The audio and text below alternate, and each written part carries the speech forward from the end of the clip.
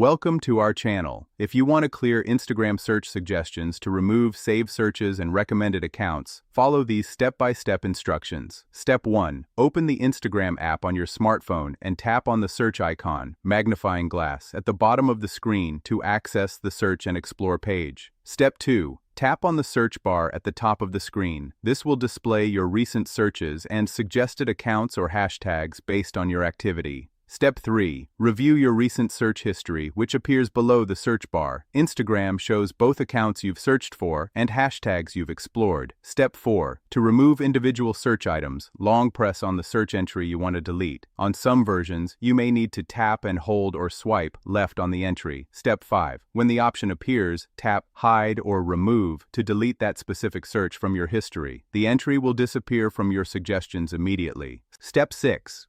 To clear all search history at once, look for Clear All or See All at the top of your recent searches. Tap on it to access bulk clearing options. Step 7.